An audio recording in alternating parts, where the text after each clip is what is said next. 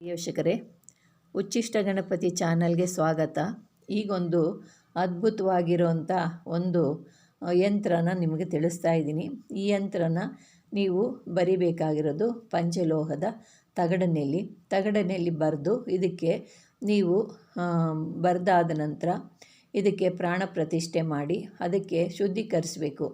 ಶುದ್ಧಿ ಅಂದರೆ ಹಾಲಿನಲ್ಲಿ ಅರಿಶಿನ ನೀರಲ್ಲಿ ತೊಳೆದು ಶುದ್ಧಿ ಮಾಡಿ ಇದಕ್ಕೆ ನೀವು ಯಂತ್ರನ ಬರೆದು ಅದರಲ್ಲಿ ಗೋರೋಜಿನ, ಕಸ್ತೂರಿ, ನವಸಾಗರ, ಪಾರಜ್ ಇವೆಲ್ಲ ಹಾಕಿ ನೀವು ಇದನ್ನು ಸಿದ್ಧಿ ಮಾಡಬೇಕು. ಸಿದ್ಧಿ ಮಾಡಿ ಇದನ್ನು ನೀವು ಇದನ್ನು ಸಾಂಬ್ರಾಣಿ ಎಲ್ಲ ಇದಕ್ಕೆ ಅದು ಯಂತ್ರಕ್ಕೆ ನೀವು ಲೋಭಾನ ಹೊಗೆ ಕೊಡಬೇಕು.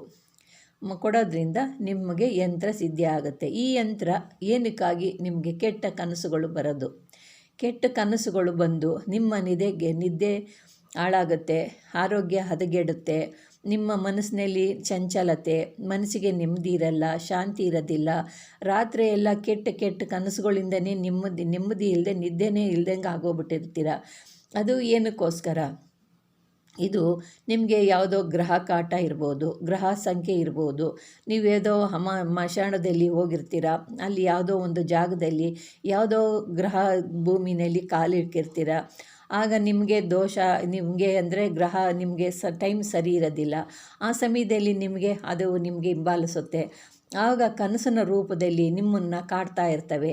ನಿಮಗೆ ಯಾವ ಕೆಲಸ ಆಗೋದಿಲ್ಲ, ಯಾವ ಮನಸ್ಸೇ ಶಾಂತಿ ಇರೋದಿಲ್ಲ, ಚಂಚಲ, ನೆಮ್ಮದಿ ಇಲ್ಲ, ಆರೋಗ್ಯ ಸಮಸ್ಯೆ, ದಿನೇ ಮನಸ್ಸಿನಲ್ಲಿ ನಾನಾ ವಿಧದಲ್ಲಿ ಯೋಚನೆಗಳು, ಕೆಟ್ಟ ಆಲೋಚನೆಗಳು ಈ ಥರ ನಿಮ್ಮ ಮನಸ್ಸನ್ನು ಬಾಧಿಸ್ತಾ ಇರುತ್ತೆ. ಊಟ ಮಾಡೋಕ್ಕೆ ಮನಸ್ಸಿರೋದಿಲ್ಲ, ಯಾವುದ್ರ ಮೇಲೆ ಇಷ್ಟ ಇಲ್ಲ, ಊಟ ನಿಮಗೆ ರುಚಿ ಇರೋದಿಲ್ಲ, ನಿಮಗೆ ಏನು ಮಾಡಿದ್ರೂ ಕೂಡ ಎಲ್ಲಿ ಕೂತ್ಕೊಂಡ್ರು ಎಲ್ಲಿ ನಿಂತ್ಕೊಂಡ್ರು ಮನಸ್ಸಿಗೆ ನೆಮ್ಮದಿ ಇರಲ್ಲ, ಯಾರ ಹತ್ರ ಮಾತಾಡೋಕ್ಕೂ ಮನಸ್ಸಿರೋದಿಲ್ಲ. ಈ ರೀತಿಯಾಗಿ ನೀವು ಕಷ್ಟಪಡ್ತಾ ಇರ್ತೀರ. ಕೆಲವರಿಗೆ ಮದುವೆನೂ ಸಟ್ಟಾಗೋದಿಲ್ಲ, ಮದುವೆ ಸಟ್ಟಾಗಲ್ಲ.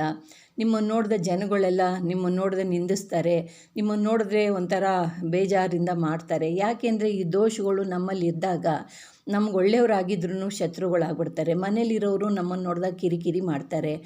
ಯಾಕೆ ಅಂದರೆ ನಮ್ಮಲ್ಲಿ ಈ ಕೆಟ್ಟ ಗ್ರಹಗಳ ಸಂಖ್ಯೆ ನಮ್ಮಲ್ಲಿ ಇದೆ ಎಂದಾಗ ಏನಾಗುತ್ತೆ, ನಮ್ಮನ್ನು ನೋಡಿದವರೆಲ್ಲ ಒಂಥರ ನಮ್ಮನ್ನು ನೋಡಿದ ತಿರಸ್ಕಾರದ ಭಾವನೆ ಮಾಡ್ತಾರೆ.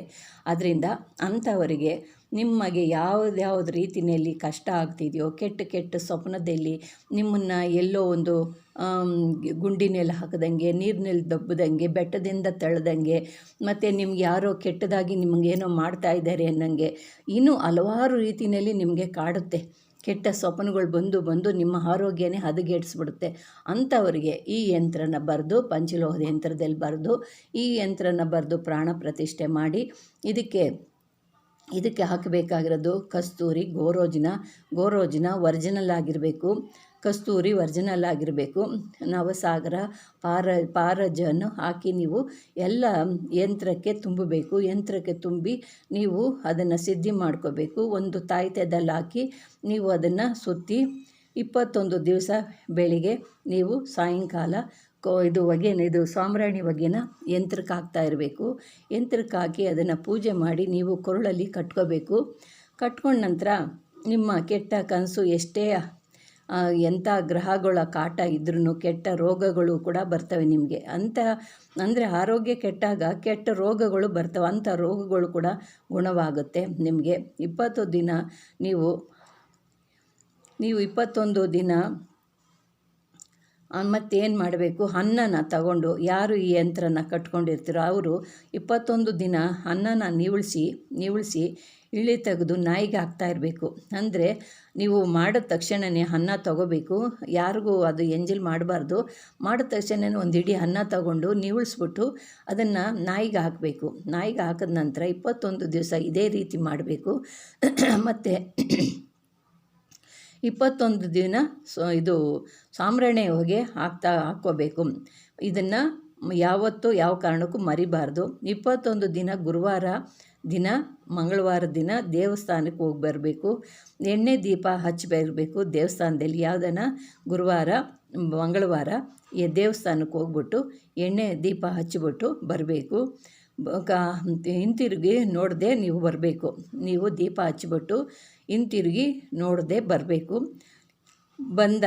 ಅಲ್ಲಿಂದ ಬಂದ ನಂತರ ಊಟ ಮಾಡಬೇಕು. ನೀವು ಅಲ್ಲಿಂದ ಬಂದ ಮೇಲೆ ಊಟ ಮಾಡಿದ್ರೆ ಅದು ನಿಮಗೆ ಯಾವುದು ನಿಮ್ಮ ದೋಷಗಳೆಲ್ಲ ನಿವಾರಣೆ ಆಗಿ ನಿಮ್ಮ ಕಾರ್ಯ ಸಂಪೂರ್ಣವಾಗಿ ಮುಂದಿನ ಸ್ಥಿತಿಗೆ ಬರ್ತೀರ. ಇಲ್ಲವಾದರೆ ನೀವು ಇದರಲ್ಲೇ ಕೊರಗಿ ಒಂದು ದಿನ ಹಾಸಿಗೆ ಹಿಡಿದು ಬಿಡ್ತೀರ. ಅಂದು ಏನೇನು ಕೆಲಸ ಮಾಡಿಬಿಡ್ತವೆ. ಮನುಷ್ಯನಿಗೆ ಒಂದು ಹೆಚ್ಚಾದರೂ ಒಂದು ಕಮ್ಮಿ ಆದರೂ ತಡೆಯೋ ಶಕ್ತಿ ಇರೋದಿಲ್ಲ. ಅಂಥ ಇವು ಪರಿಹಾರಗಳು ನಿಮಗೆ ತಿಳಿಸ್ತಿರೋದು.